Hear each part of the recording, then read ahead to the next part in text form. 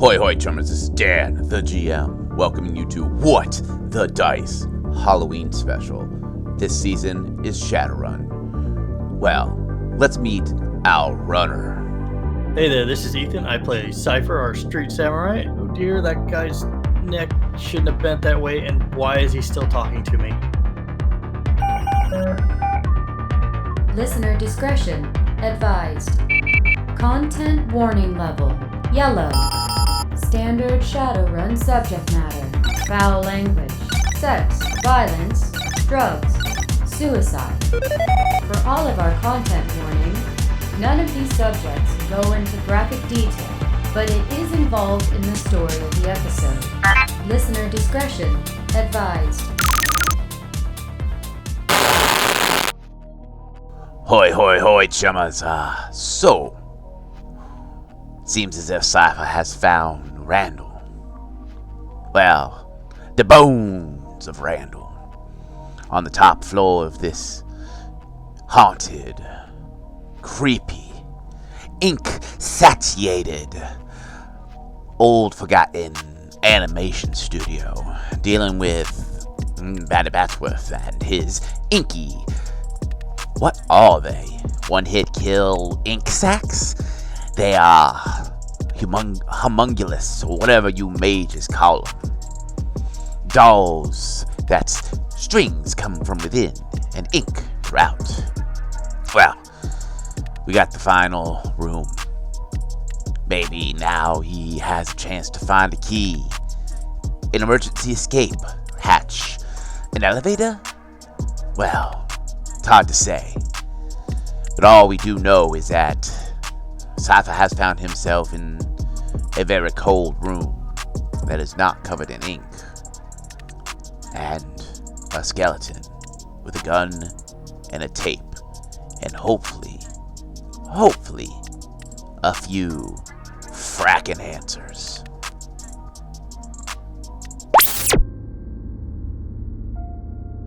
As the camera fades in, there we stand, looking into the office of Randall Malone.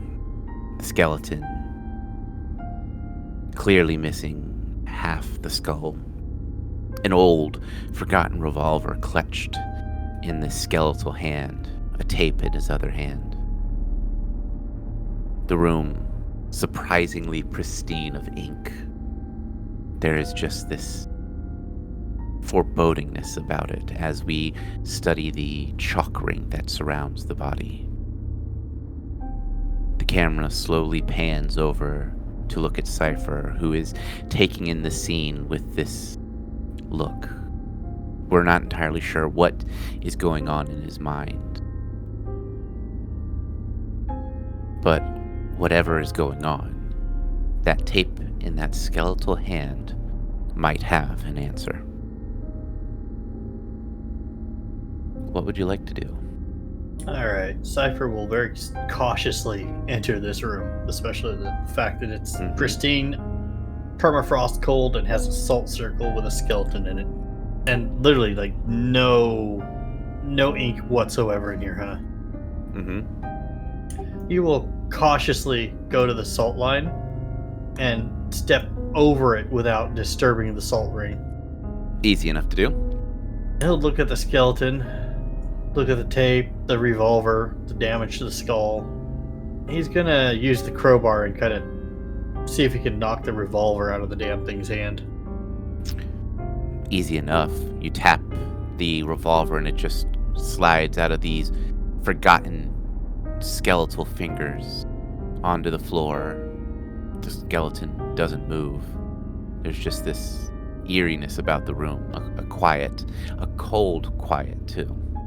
Yeah, sorry, Randall, no disrespect, but with the way today's been going, I don't want you to just jump up and shoot me in the face while I'm listening to your tape here. And Cypher will delicately and as respectfully as he can pry the cassette from its hand. You have the tape. That fucking demon thought he could use me to get into this world. He plans on using me, my body, to get out. He thinks I'm just gonna let him possess me and just walk out the fucking doors. This spirit, demon, whatever the fuck Batty is evil. He plans on turning people into slaves or drones, or I don't even know what he is talking about half the time. But I'm not gonna let him. I drew up some basic protection circles in chalk around me, and if he thinks I'm just gonna let him just use my body, I'm just gonna fucking put a bullet in my head. If anyone finds this and is dumb enough to be in these halls, if you are hearing the demon, if you are hearing Batty, don't believe him.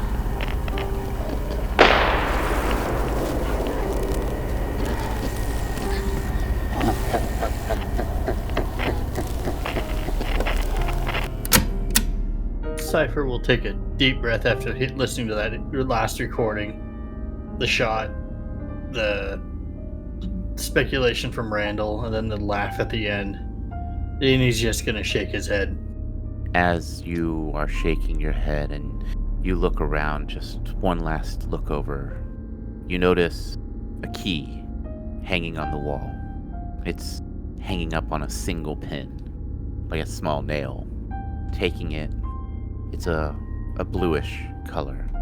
As you exit and you look to the north, the door is wide open, and then you see one more door that is double locked. One door lock is red, the other one is that same color that you just got. It doesn't take you long before you just pull out the key you found on the first floor, put the keys in their locks, and turn it. The door clicks,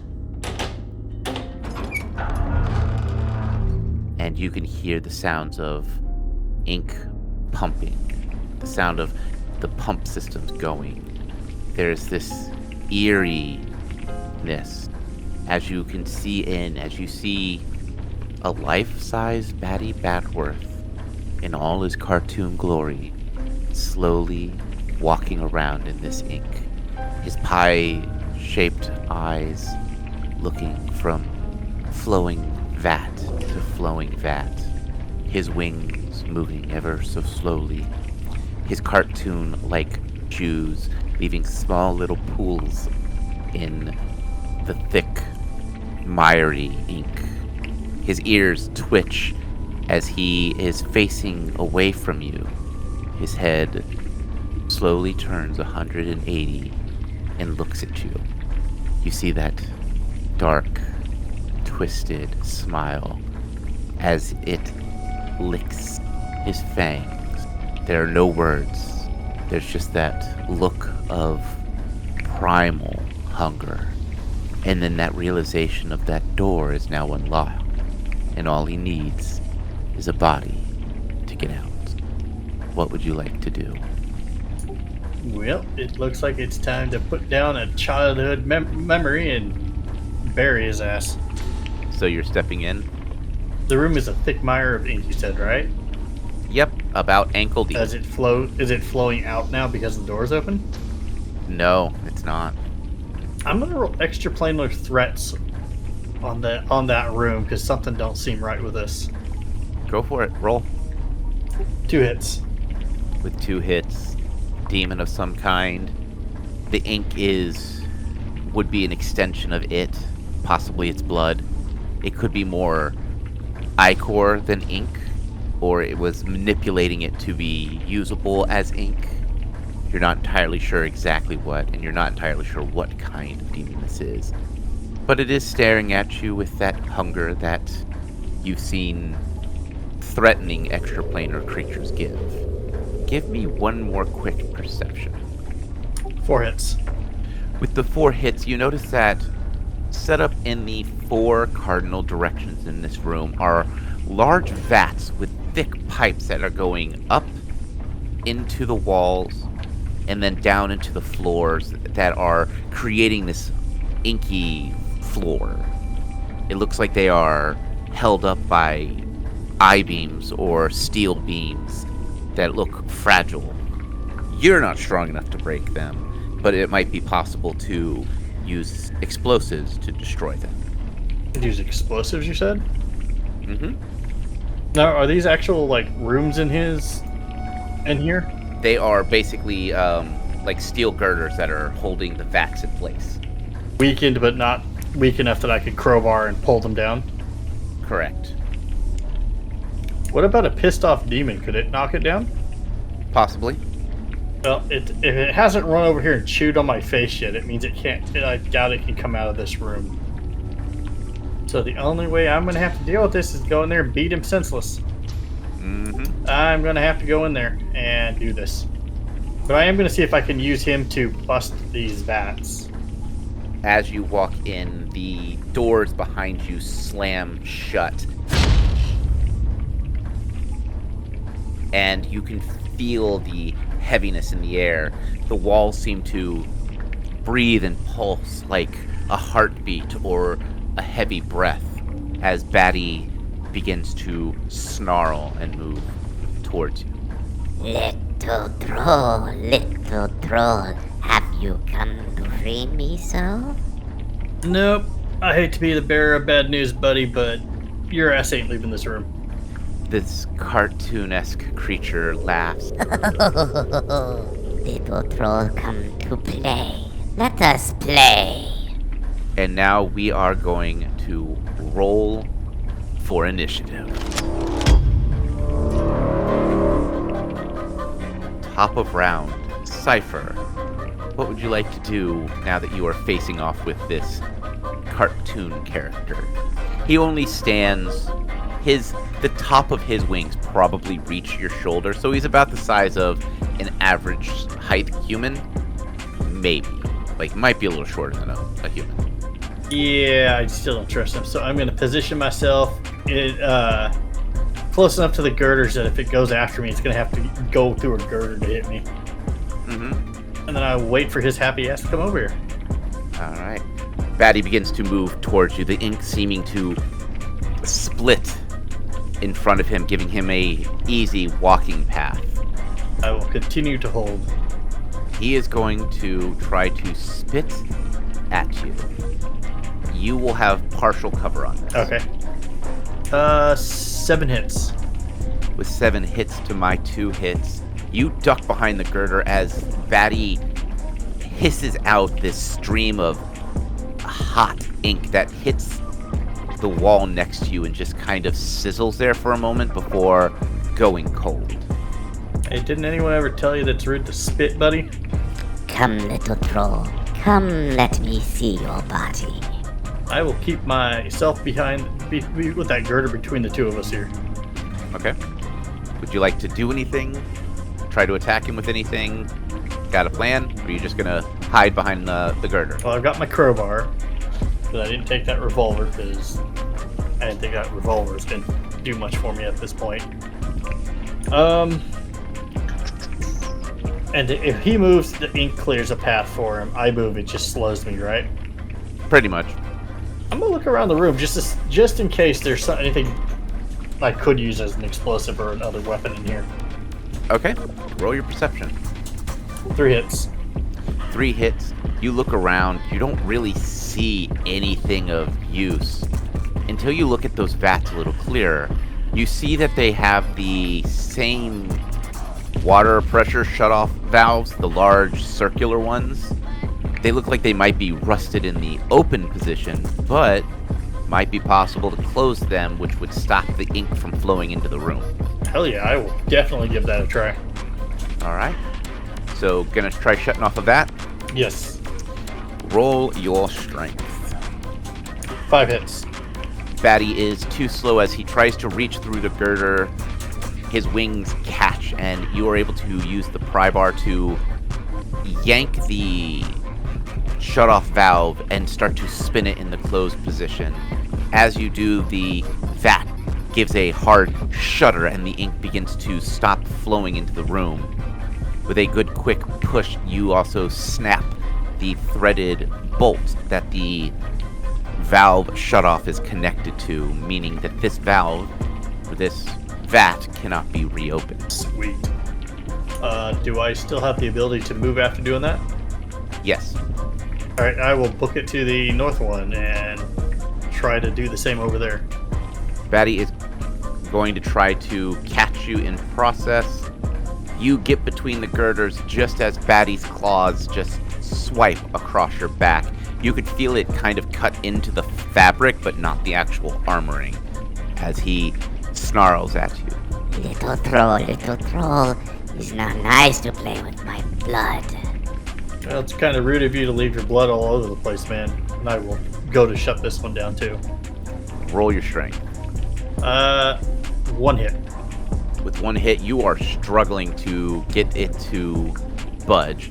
Batty is going to move up to where he is between the girders, and he is going to try to slowly maneuver himself in. Let me roll. 1 hit. He is kind of between the bars, kind of wedging himself, trying to slowly inch his way into this room with you. Alright, I will see if I can... I'll try it again. I'll try to shut this one down. Roll your strength.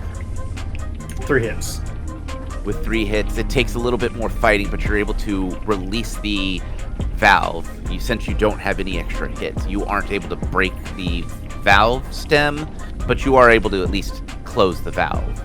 You hear the bubbling and churning slow down as the vat kind of shudders as it stops pumping out. Alright, am I able to move after doing that, or is it good? You can make it to the edge of that box. Batty is going to try to get into the room. Batty is now in the room, and he is going to try to spit at you. Rude. Well, he doesn't like Well, it. that doesn't mean he should be spitting on people. That's unsanitary. Demons these days. And you have partial cover with it again. 2 hits. With 2 hits, it looks like you are taking some stun damage. You are able to squeeze through the bars and make it to... I believe you're going to be able to make it to the next vat. Yeah, that's Yeah, you can make that in. You can make that in a standard walk. All right. Go ahead and roll your strength if you're going to try to close this vat. 3 hits. Yep, you're able to close the vat. You aren't able to break the stem, but you are able to break or close the vat. Batty is going to have to squeeze his cartoon ass through this bars again. He is stuck between the bars again. His wings are fighting him. Alright, I will run to the next one then while he is currently stuck. Alright, he is going to try to break through again.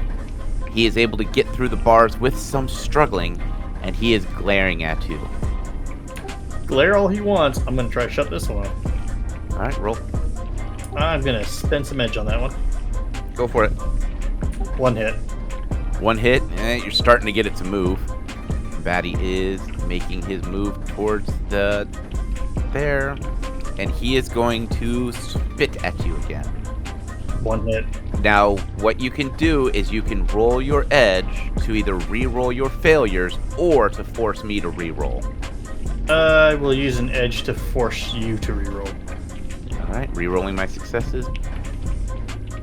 I have 1 hit. Alright, so as you quick dodge to the left, the spit hits the wall behind you and starts to sizzle away. I'm going to have to try to get rid of this bat here. Okay. So 1 hit again. With that 1 hit, you're able to slowly torque the handle closed. As it does, there's a vacuum feel as something pulls Batty towards the center of the room. You hear what sounds like the clank of like metal and gear on pipes as the pipe below you cracks and your gear bag drops next to you. Oh, I'm very happily pick up my gear bag and axe. Or is it just the gear bag? Nope, it's your whole backpack and everything. Sweet. Yeah. I'm going to pick up my axe and give Batty a very unhappy look. as you watch in abject horror, there is this screech, gargly sound as the image of the cartoon bat begins to get sucked away. The wings elongate and become gnarled, twisted wings. The fingers disappear from under the glove and begin to elongate into these long dagger-like extremities. He becomes taller, his body more muscular, his eyes become blackened as he screeches and his ears twitch, listening to the world around him. Little crow, it's time for me to have your soul. Okay, what is with every one of you demons having to rhyme when you're gonna do something horrible? Honestly. Roll me extra planar threats. 2 hits. With 2 hits, now that you see the creature, you kind of remember the gist of what they are. These creatures are blind. They rely on their echolocation to hunt. They are not normally found on this side, as finding prey is incredibly difficult with the world at large. Technology always having this hum and click, things making it hard for them to hone in on their echolocation. Okay, so noise equals I have to make noise for it to see me technically. Yes. So, you are now fighting a blind demon form Batty Batsworth. It is top of round, which is your round. What would you like to do? So, question then. So, he hunts by noise, so if I'm quiet, he doesn't hear me. Can he be overwhelmed by noise? You can roll your extra planar knowledge, or you can just try. I will roll my knowledge before I pop off a shot with a Super Hawk in an enclosed room full of metal piping. Okay. 2 hits. These particular creatures have a very keen sense of sound. Their hearing is basically because they don't have any vision, like they do not have eyeballs. Their hearing is so sensitive, they can track a pin falling from the sky. Like, just the slight sound that those produce, they can hone in on. Okay. So yeah, I'm gonna see how he likes the blasting shot of a Super Hawk going off in this room. Okay. Target and roll. 4 hits. You hit him pretty solidly across the chest, leaving huge gashes of blood splurting out across. He begins to snarl and charges straight ahead right at the girders that are right in front of you. What would you like to do in the seconds you have before he makes full contact with those large, heavy metal girders? I'm going to go darting out the right side. Okay. Roll your gymnastics, escape artist, or running.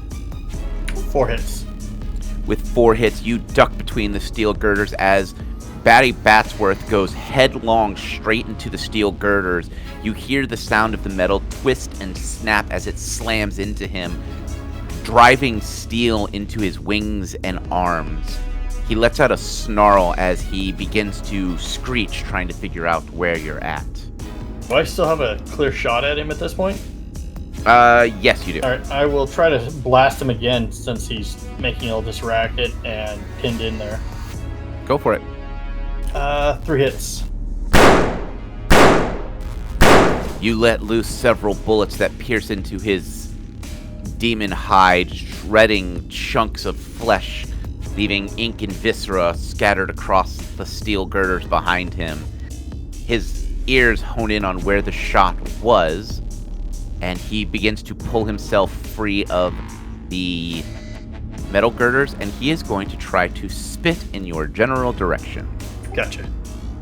I have 1 success. I have 1 hit.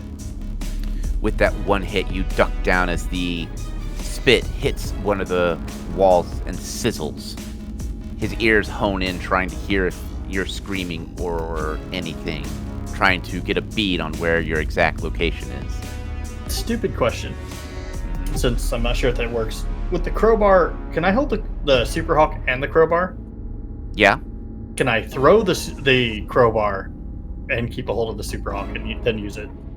Yeah, you would just take a negative because you're not ambodex. All right. I'm going to launch the crowbar up towards the northern pylon, see if I can land it in there. Roll your thrown weapons. 2 hits. With 2 hits, you don't hit exactly where you want to hit because of the distance, but you are able to make enough noise to where Batty turns, lets out a screech, and begins to charge that direction. As he plows through, he goes fast enough to where he goes through the steel girders and crashes headlong into the vat, which crumples and lands on him. You can hear the sound of a wing or an arm just getting crushed under the weight of this vat. While it's making all that crashing and obnoxious noises, I will make my way over to this one and then take aim at him while he's there, Okay. and then fire. All right, go for it. What hit?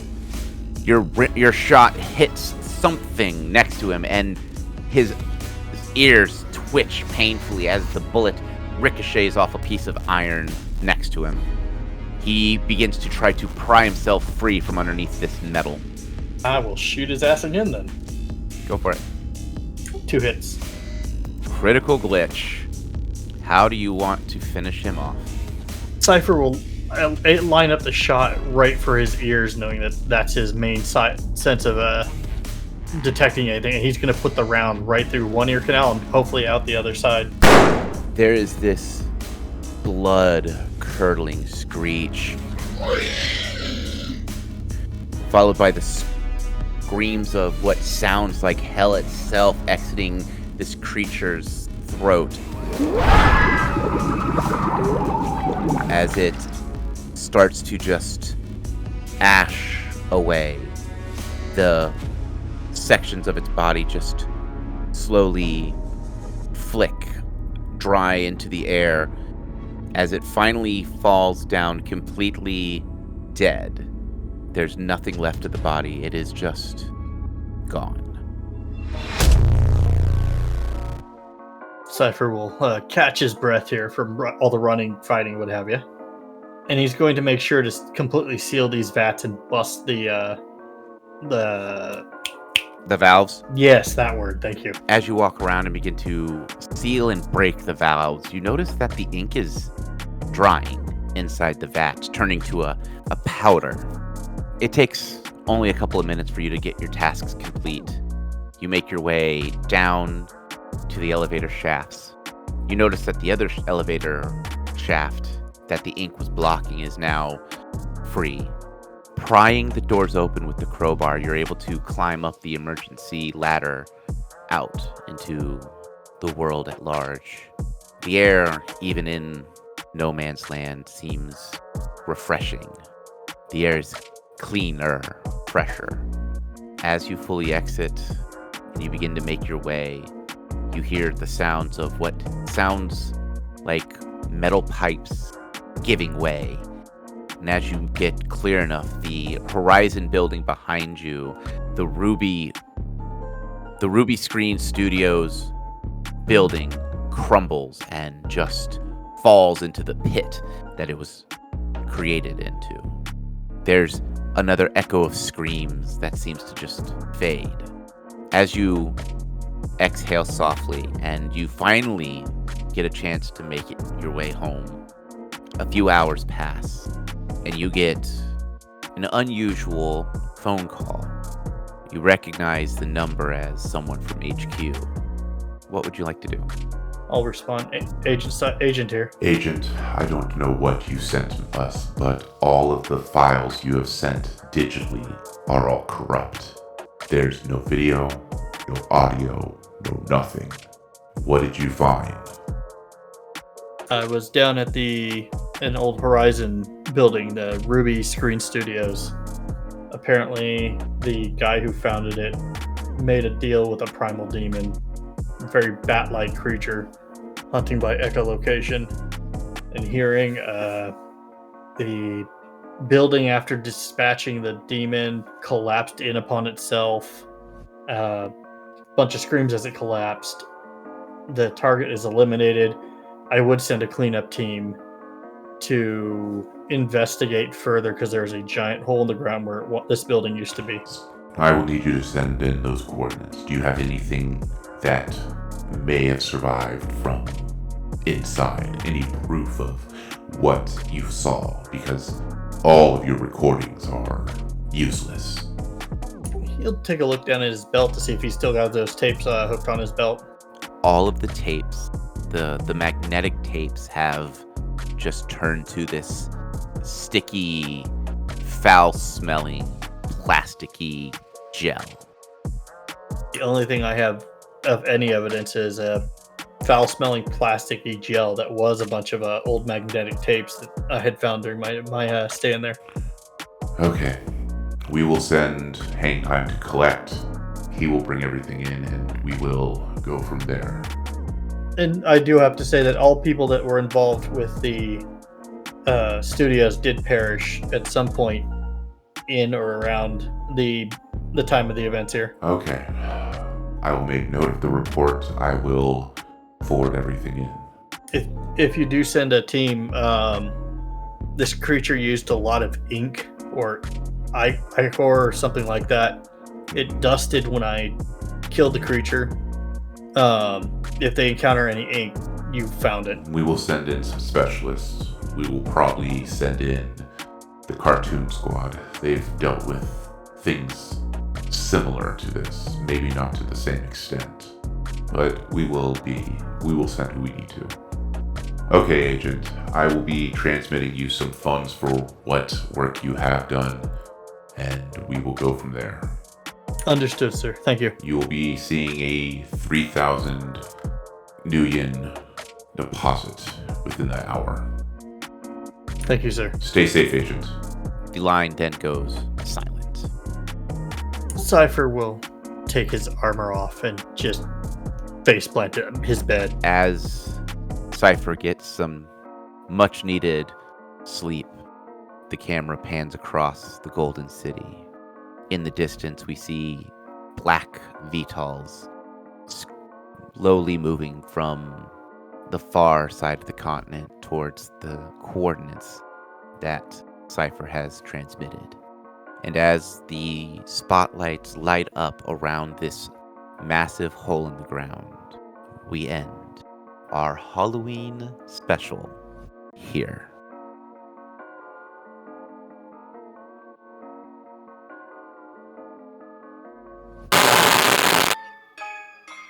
Well. At this box here, it seems as if our runner friend has had a chance to enjoy his little trip down memory lane. No. Not a trip. A fall. A plummet. A descent into madness. Now, we're clearly talking about Cypher, and my friends, Cypher has just barely escaped himself from a forgotten animation studio that clearly forgot that it was supposed to stay forgotten. Man, let's talk about what can really frag up a solo run. Let's get the checklist. Ink monsters, check. Creepy, probably cursed tapes, double check. And a demon named Batsworth. Triple fragging check. Look, we all make terrible decisions in the shadows. It's part of the job, but Drek Cypher, this one's like right up there on the top of that list. So, good news. He got out. One piece. Kinda? I'm gonna bet that he is gonna need a nice, long, hot shower. Maybe a little bit of therapy. And reach out to whoever this headquarters is and give himself a refresher on not fragging around with eldritch abominations disguised as cartoon characters. Man. Well, it is Halloween, and the Halloweeners have invited me to a shindig of chaotic proportions, and I want to make sure I am there to enjoy the chaos. So let us remember the tenet of Shadowrunning. Stick to the shadows. Always keep your gun loaded, and never make a deal with a dragon.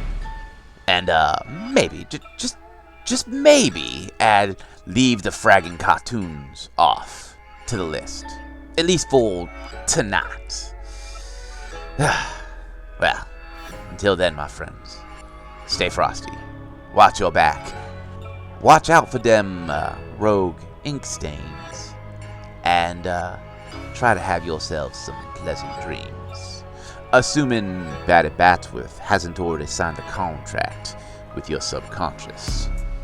Well, this is Edisbox, and I am signing out.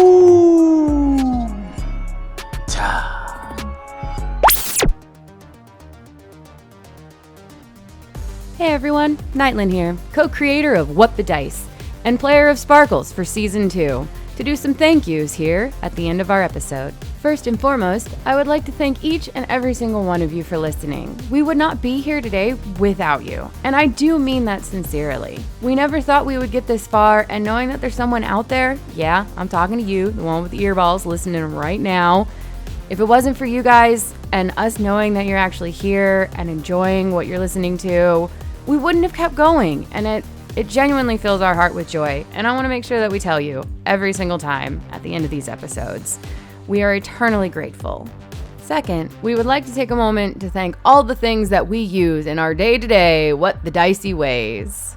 First up, Epidemic Sound for our sound effects and music, Podbean for being our host, Foundry VTT, and Forge VTT for creating their virtual tabletop gaming applications and services, Craigbot for our recordings, Catalyst Game Labs for Shadowrun, which is the current system we are running. And with that, if you can spare a moment of effort and want to help us out, the best thing that you can do is honestly, tell a friend, share us, drop a link in a Discord somewhere that you're a part of, or take that 2-second effort of hitting a like, hitting a follow, giving us a star rating. Whatever the button is on whatever it is that you're listening to us on goes a long way in helping us fight that horrible algorithm monster. Also, the Topps Company Inc. has sole ownership of the names, logo, artwork, marks, photographs, sound, audio, video, and or any proprietary material used in the connection with the game Shadowrun.